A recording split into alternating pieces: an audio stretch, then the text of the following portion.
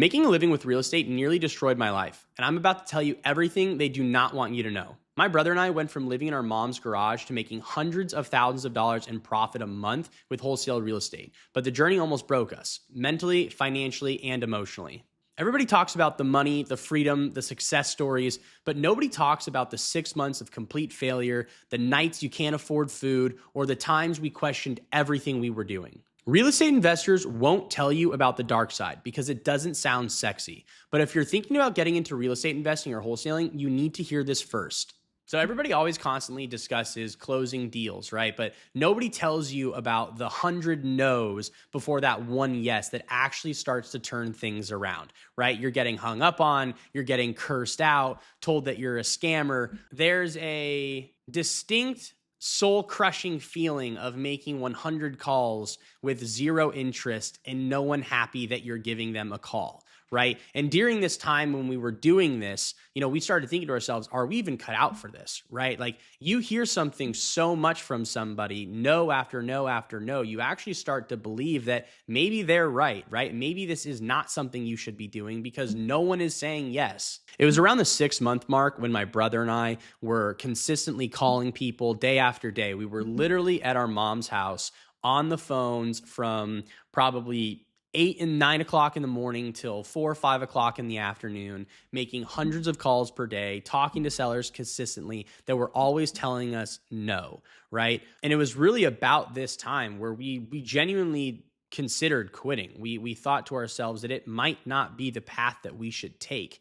However, we got to a point where we started thinking about the no's as an opportunity. And as cliche as that sounds, it's actually true. Every no that you get, you are closer to a yes. And we thought about it logically, and it made complete sense, right? If it took X amount of no's to get to a yes, we had already put in all that work getting all of those no's. So we might as well continue to find somebody that was motivated.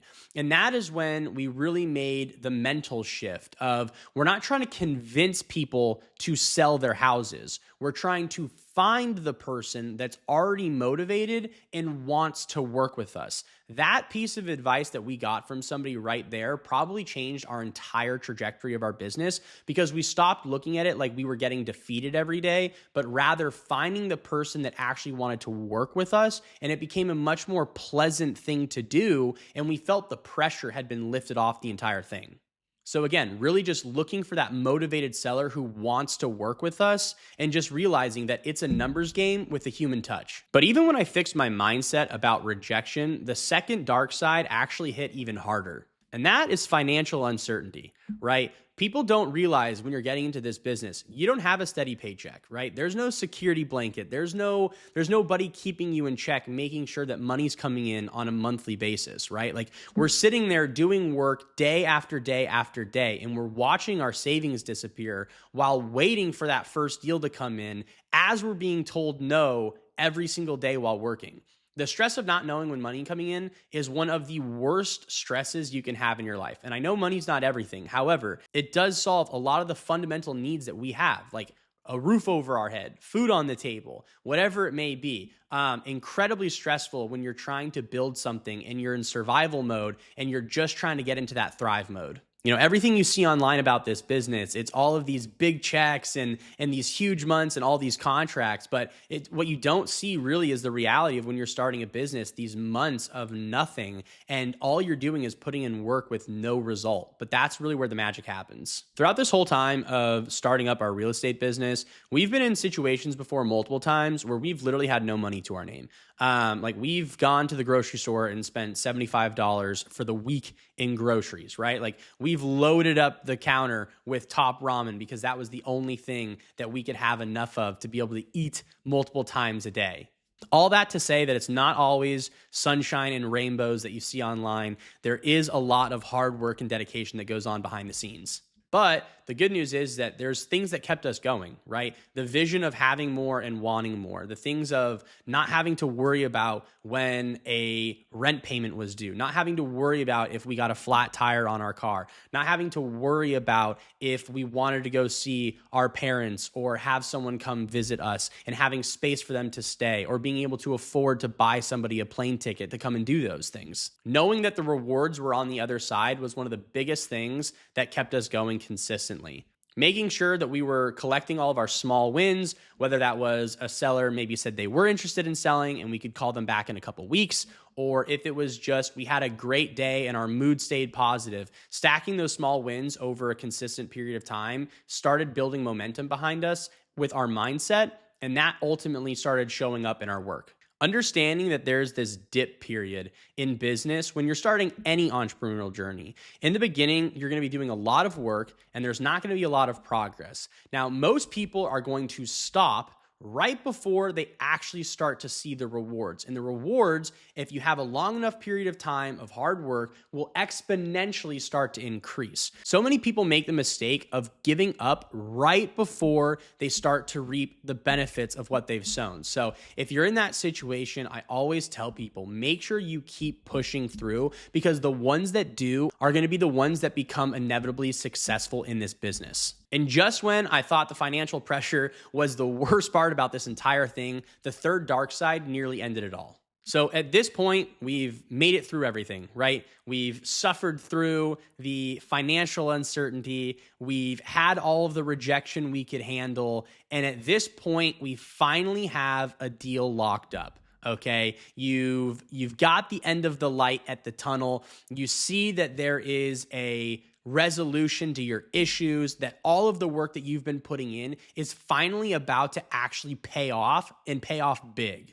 And just when you think all of your problems are over, your deal falls through. The third dark side is deal failure. And this is something that not enough people discuss. It is an emotional roller coaster of almost, right? One day you're on top. You think that you've just solved all of your problems, all of the work that you've been putting in, all of the hours, the late nights, the sweat, the tears. Everything is all about to be worth it because you've got something finally to tell you that this works.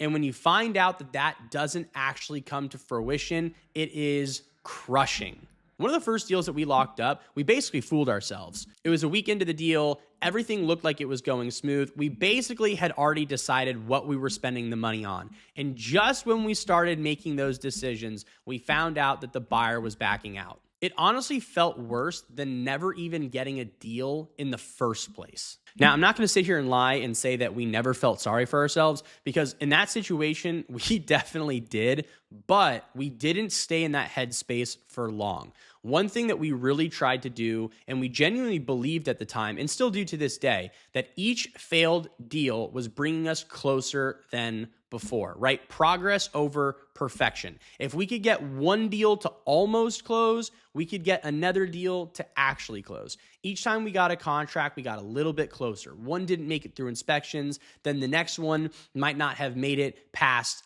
repair bids. Another one might not have made it past something crazy happening in title with the buyer. Who knows? But every single time something happened that didn't get us the outcome that we were hoping for, we learned a lesson, we packed it up, and we did it again, and making sure that we stepped over that hurdle before it became an issue for us in our business.